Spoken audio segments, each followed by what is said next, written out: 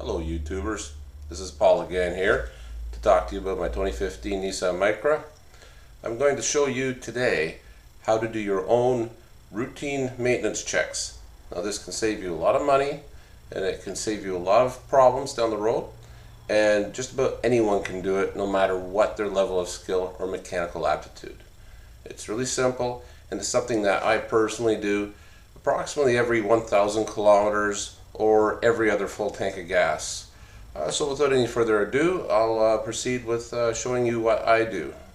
It's my routine maintenance checks. Now to start, we're going to have to open the hood on the 2015 Micra.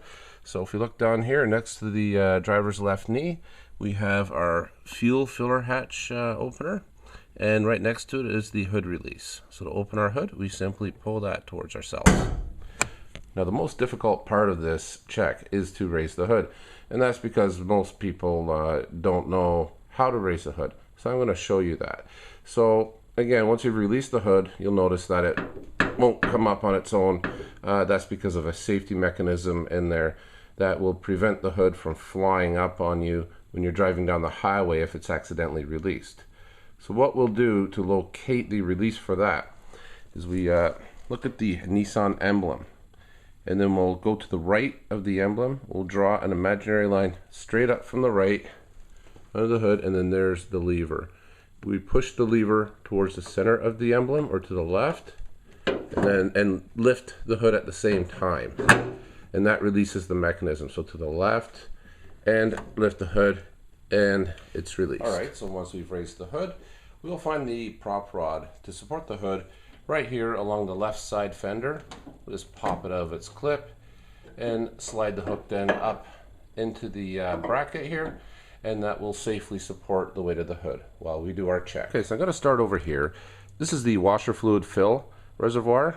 This is where your windshield washer fluid goes in. Now there's nothing here to really check, but when the light comes on your dash, this is where you can open it up and pour in your own washer fluid. Right next to it is the dipstick.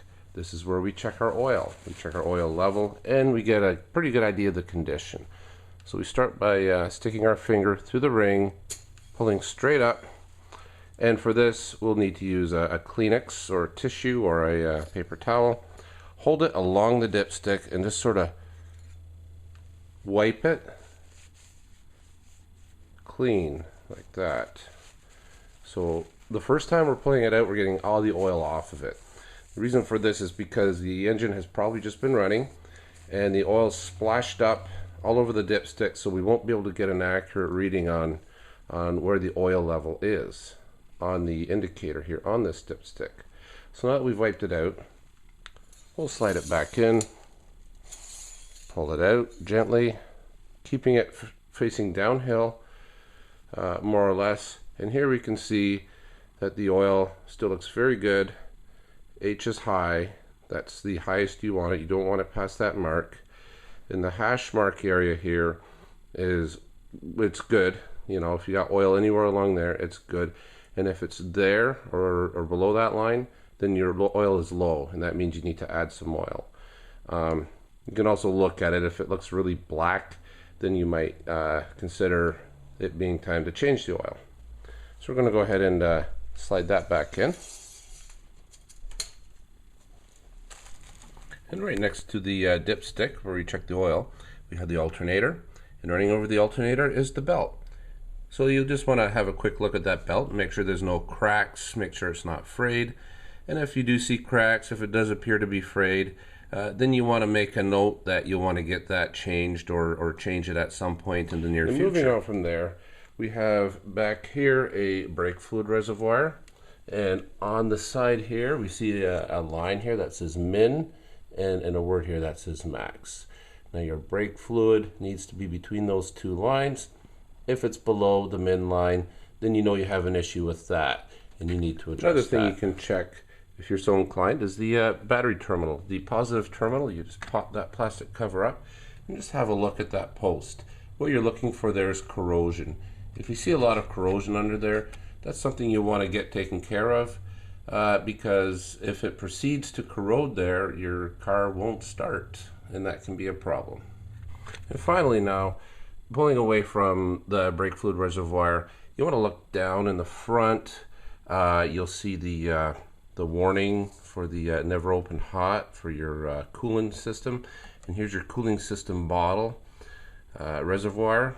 And to see how your cooling system is doing, you just sort of have to look off to the side here, and you'll see the markings on the side of this. You'll see a maximum and a minimum, and you'll see the level of coolant in your car. So let's take a peek down there and make sure that your coolant level is somewhere between the maximum and the minimum line. You don't ever want it over the maximum, that means there's a problem. You don't want it below the minimum, that also tells you you have a problem. And this is especially important because these Micras don't have a temperature gauge. So checking this on a regular basis is a pretty good idea for preventive maintenance. And now to lower the hood safely, we'll go ahead and we'll support the hood itself with our right hand. And as we lift up, we'll gently just ease the prop rod out of its position, snap it securely down into its storage clip, and then we'll hold the hood about that far up, then we'll just let it drop down. So that's pretty much all there is to it. So for 2 minutes of my time and the cost of a tissue, I can do my own routine basic engine maintenance checks. And you can too. Thanks for watching.